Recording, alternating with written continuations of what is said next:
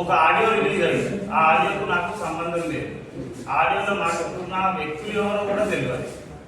నాకు కారు లేదు, నాకు డ్రైవర్ లేదు. ఆ ఆడియోని ఒక కాంగ్రెస్ లీడర్ నాపై బీజేపీపై 2 సార్లు పోటీ చేసి చిత్తుగా ఓడిపోయిన ఒక లీడర్, అతనికి ఎండాకాలం కదా కొంచెం మధ్య గమనించింది ఎండ దెబ్బకి, అందుకు ఆయన ఏ ప్రచారం చేస్తున్నారో ఆయనకు అర్థమవుతుంది. పోనీ ఆడియోలో ఉన్న వ్యక్తుల్ని ముందరికి తీసుకొచ్చి కంప్లైంట్ చేయాలి. ఆడియోలో మాట్లాడుకున్న వ్యక్తులు ఎవరో తెలియదు.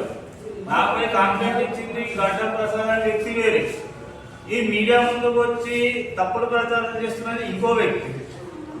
నీ దగ్గర నాపై ఎక్కడైనా అది ఆధారాలు ఉంది, నేను ఇటువంటి రూపాయి కరప్షన్ చేసి ఉంటే దాన్ని నువ్వు మీడియా మీదకు తీసుకురా, మీరు సాక్ష్యాలతో చూపెట్టు. నాకు కానీ ఎవరైనా ఫోన్పే ద్వారా కానీ నా బంధుమిత్రులు కానీ నా అన్నదమ్ములు కానీ ₹1 కూడా వసూలు చేసి ఉంటే నీ దగ్గర ఉన్న ప్రూఫ్తో ముంగడ చూపెట్టు. ఇప్పుడు మన ఒక టీవీ ఇంటర్వ్యూలో ఏం చెప్తుండు, 50 లక్షలు వసూలు చేసిందని చెప్తుండు. నెల రోజుల లోపల 50 లక్షలు ఎట్లా వసూలు చేస్తారు, ఎవరిచ్చిరు, నీ దగ్గర ఏం సాక్ష్యాలు ఉన్నాయి, ఆ సాక్ష్యాలు ఉంటే బయటకు తీసుకురా. లేదు ఇటువంటి తప్పుడు ప్రచారాలు చేస్తే మాత్రం ఖచ్చితంగా నేను పరువు నష్టం దావా వేయవలసి వస్తుంది. ఎందుకంటే ఆ వీడియో క్లిప్పులు పెట్టుకునే వేస్తాను నేను.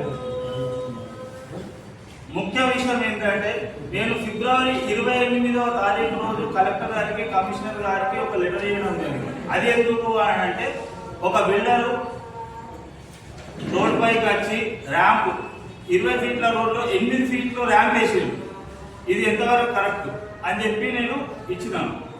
దీనివల్ల మున్సిపల్ అధికారులు అక్కడికి వెళ్ళి వెరిఫికేషన్ చేసారు, ఇది ఎంక్రోచ్మెంట్ అవుతుంది, వితౌట్ పర్మిషన్ తోని బిల్డింగ్ కట్టుకుంటే వాళ్ళు వెరిఫై చేసి నోటీసులు ఇచ్చారు. నోటీసులు ఎందుకు ఇస్తారు, ఈ లీడర్కు తెలియదా? సక్రమంగా కట్టకుంటే ఇల్లీగల్ కన్స్ట్రక్షన్ చేస్తే మాత్రమే నోటీస్ ఇస్తారు. కానీ ఈయనేం చేస్తున్నారు, పవన్ అనే వ్యక్తి పోయి కంప్లైంట్ ఇవ్వగానే అధికారులు వచ్చి నోటీస్ ఇస్తున్నారు. అధికారులు ఎట్లా ఇస్తారు? మరి అట్లనే ఇంకొక దృష్టికి వచ్చింది బిల్డర్లు.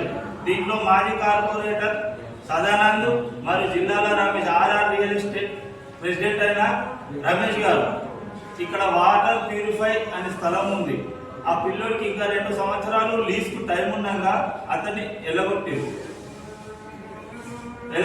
దీన్ని కబ్జా చేసుకొని రేకుల షెడ్ వేసారు, మొత్తం గ్రీనిష్ కట్టారు.